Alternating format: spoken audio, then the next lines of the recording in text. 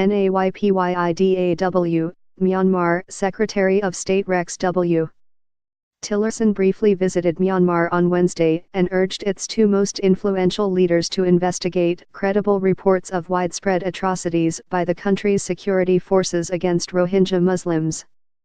In a 5-hour visit in Myanmar, Mr.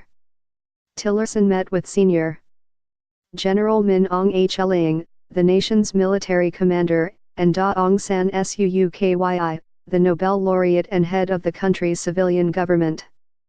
He urged both to investigate and halt the violence that has driven more than 615,000 Rohingya to flee over the border to Bangladesh since late August. Less than one-third of the 1.1 million Rohingya who lived in Myanmar last year are thought to remain in the country.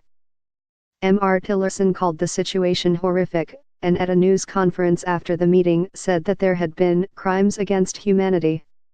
And while he said he advised against broad-based economic sanctions against Myanmar, he said targeted sanctions against individuals might be called for. Members of the mostly stateless Muslim minority are still flooding into Bangladesh from Myanmar's Rakhine state. They bring with them accounts of villages burned to the ground, women raped and children flung into fires. The accounts have been borne out by human rights investigators and, in the case of the villages, satellite evidence. A senior United Nations official has called the campaign against the Rohingya a textbook example of ethnic cleansing. And on Sunday, Pramila Patten, a special representative of the United Nations Secretary General, accused the Myanmar military of systematic sexual violence against the Rohingya, noting that rape is a weapon of genocide. The key test of any democracy is how it treats its most vulnerable and marginalized populations, Mr. Tillerson said in Naypyidaw, the capital. It is the responsibility of the government and the security forces to protect and respect the human rights of all persons within its borders and to hold accountable those who fail to do so.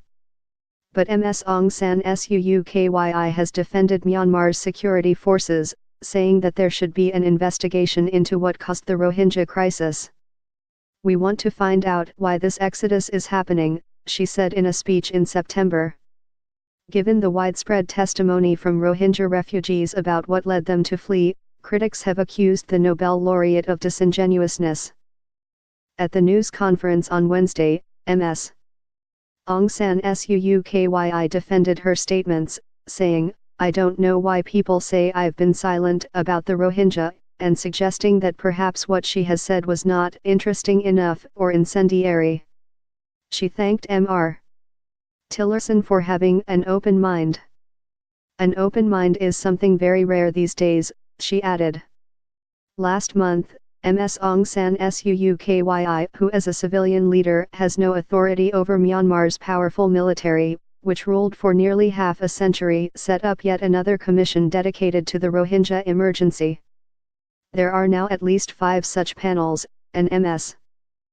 Aung San Suu Kyi presides over most of them.